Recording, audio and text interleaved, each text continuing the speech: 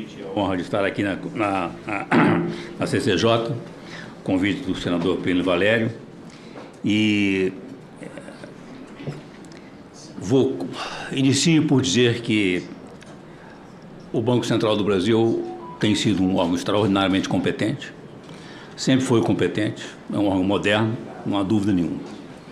E o Banco Central do Brasil precisa de ter recursos para no seu orçamento para poder manter um quadro bem remunerado de competência e fazer investimentos necessários para o aprofundamento e a melhoria do sistema de pagamentos no mundo em que esse sistema está em rápida mudança, devido às mudanças tecnológicas e especialmente em relação à digitalização da moeda. O Banco Central do Brasil tem hoje autonomia operacional, algo que está consolidado na teoria e na prática. Esta autonomia, mesmo antes de estar formalizada em lei, já como disse aqui o ex-presidente do Banco Central, Henrique Meirelles, já era respeitada como sempre foi, inclusive antes do governo Lula e da presidência dele no Banco Central. Eu fui diretor de política monetária do Banco Central no governo Sarney. O governo Sarney não tinha nenhuma influência e pressão política espúria sobre o Banco Central. E depois disso, acompanhei também o Banco Central, estive no Banco Central junto com Pedro Malan durante o governo Itamar Franco e depois no início do governo Fernando Henrique Cardoso voltei ao governo e vi, nunca houve pressão política espúrias do governo do Banco Central do Brasil. O Banco Central do Brasil, portanto, é e sempre foi independente. A formalização foi interessante, especialmente devido à aprovação dos mandatos dos seus diretores intercalados, dando, de certa forma, uma certa estabilidade, que você não tenha mudanças bruscas com mudanças de governo. Esta PEC, embora eu acho que é importante porque o aprimoramento do quadro institucional das autoridades monetárias e das autoridades fiscais de um país precisa estar em permanente revisão e reflexão de aprimoramento. Portanto, a ideia um pouco da discussão aqui, nesta Casa, no Senado, nesta comissão, é muito importante. Bom, dito isso, eu vejo inúmeras dificuldades jurídicas e criação de problemas jurídicos para frente. Eu não vou me deter sobre essas questões, não é a minha área de competência, já foi falado aqui e acho que isso tem gente mais competente, inclusive nesta Casa e no Congresso Nacional, para refletir sobre essas questões. Mas eu tenho uma enorme concordância e simpatia pelo que acabou de dizer o senador Alessandro Vieira. O problema, o que parece é que o risco à autonomia do Banco Central é uma questão da sua dotação orçamentária. Para resolver isso, não precisamos de uma PEC com esta complexidade e tocando em assuntos tão difíceis e tão questionáveis e potencialmente problemáticos. Eu vou me ater aqui simplesmente sobre a questão, as implicações fiscais desta PEC. Como ela está. Primeiro, a PEC retira o orçamento do Banco Central do orçamento da União, da LDO. Aparentemente, isso é uma vantagem, porque isso está tirando os 5 bilhões que são atualmente o orçamento do Banco Central, da LDO, e abrindo, inclusive, um espaço para gastar na LDO. Veja aí o perigo que isso significa. E dizendo, não, mas agora porque o Banco Central vai se financiar com outras fontes. Que fontes são essas? O que atribui é o chamado receitas de senhoragem. Eu não vou entrar na história do que é receita de senhoragem, que tem a ver com o direito de cunhar moedas dados claramente ao Estado. Então, isso é uma receita do Estado. Então, está dizendo, olha, os senhoragens estão passando uma receita do Estado, estão atribuindo diretamente ao Banco Central. Sem me alongar muito, esse cálculo da senhoragem sugere que se faça aplicando a taxa Selic à base monetária. A base monetária é papel moeda em poder do público, que hoje está se reduzindo rapidissimamente, inclusive pelo sucesso do PIX. Papel moeda em poder do público tende a desaparecer, então é praticamente nada. e reservas do sistema bancário no Banco Central, reservas dos bancos no Banco Central. Essas reservas, então a base monetária hoje é da ordem de 434 bilhões de reais, dos quais apenas 38 bilhões é papel moeda do poder do público, e está se reduzindo rapidamente. As reservas são o grosso, quase 400 bilhões de reais.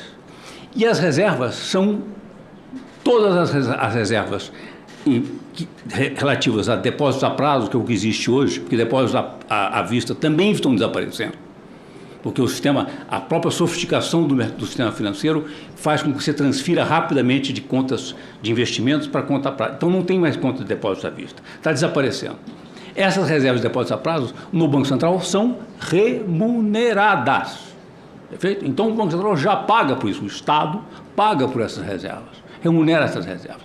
Então, essa ideia de que vai haver, tem uma receita de 45 bilhões, aplicando a taxa Selic, 10,5, sobre 340 bilhões, nós temos 34 bilhões, 35 bilhões de reais que seria para o orçamento do Banco Central. Então, um Banco Central que custa hoje 5 bilhões, vai ter espaço para chegar até 9 vezes isso. Vejam que nós estamos abrindo de potencial de gastos no setor.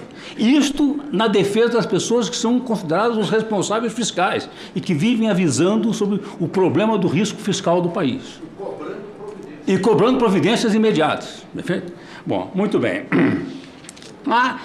Rapidamente. E o Banco Central terá, inclusive, um estímulo perverso. Quanto mais alto for a Selic, maior a remuneração do seu orçamento.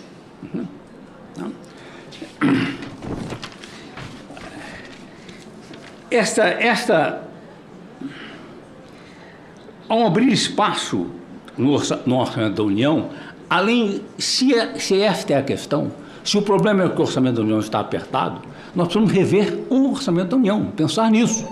Não fugir do problema, escondendo o problema debaixo do tapete, que é o que se está fazendo. Por quê?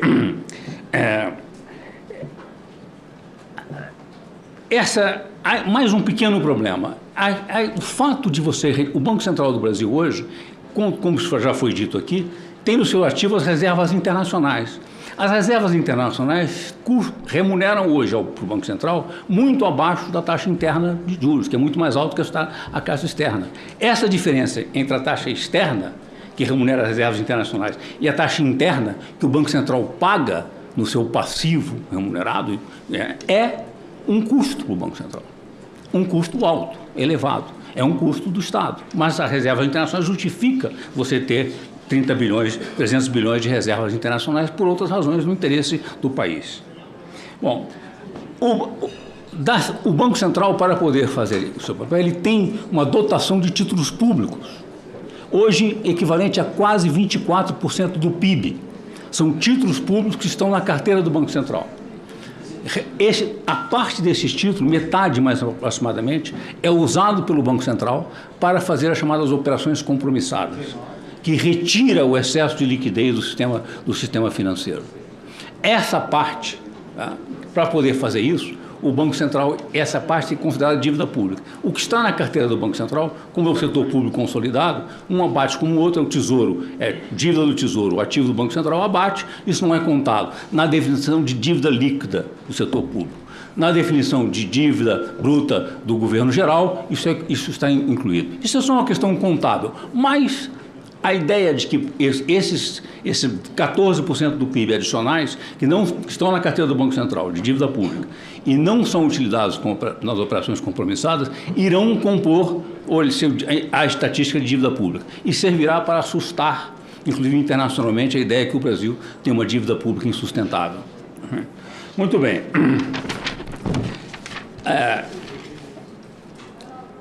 Ao contrário do que foi dito aqui, a PEC 65, como ela está, não é um avanço institucional, é um profundo regresso, é uma coisa regressiva, é uma volta a uma ideia de um Banco Central, as atribuições de Banco Central executadas por um banco público-privado, Banco do Brasil, pré-1945. De lá nós tivemos, em 1945, criou-se a SUMOC, Superintendência da Moeda do Crédito. Em 1953, a CASEX. Em 1986, o fim da conta movimento e a criação da Secretaria do Tesouro, em que eu participei diretamente. Em 1996, a criação do Copom. Em 2000, a Lei da Responsabilidade Fiscal. Em 2021, a autonomia operacional do Banco Central. Isso são anos de cuidadosa evolução na organização do sistema financeiro brasileiro e das autoridades monetárias do Banco Central. A PEC, como ela está, é claramente um regresso a mais de 70 anos atrás.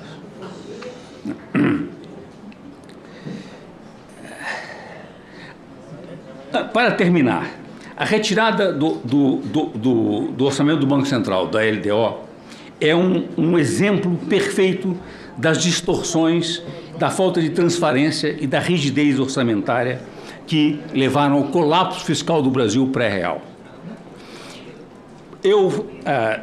Há 30 anos atrás, o real está fazendo 30 anos este ano, fui incumbido de redigir as notas para a exposição de motivos, número 395, de 7 de dezembro de 1983, que anunciou a URV e a criação do real.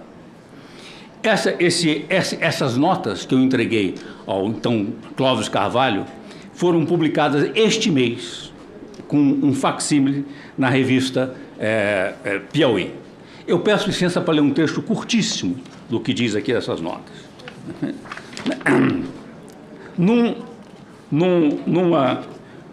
Numa sessão que está intitulada, que é intitulada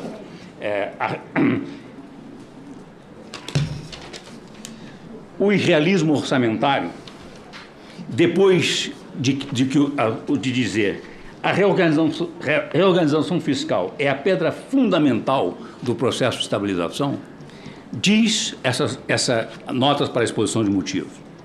O avanço da rigidez orçamentária, provocada pelas vinculações de receita, compõe um trágico quadro de fragmentação fiscal. As diferentes unidades de despesas assumem autonomia e procuram assegurar superávit de seus suborçamentos, às custas das demais unidades e de cada vez mais reduzido espaço livre no orçamento da União. O colapso fiscal tem sido contornado graças a mecanismos de repressão fiscal utilizados nos últimos anos. Esta PEC, infelizmente, é uma regressão a esse tipo de quadro. É um primeiro passo e as pressões para isso, se essa PEC for aprovada dessa forma, serão cada vez maiores. Nós corremos o risco de voltar a um quadro de fragmentação fiscal, de balcanização fiscal, onde o orçamento da União, a LDO, se torna mais uma vez uma peça de ficção, completamente irrelevante.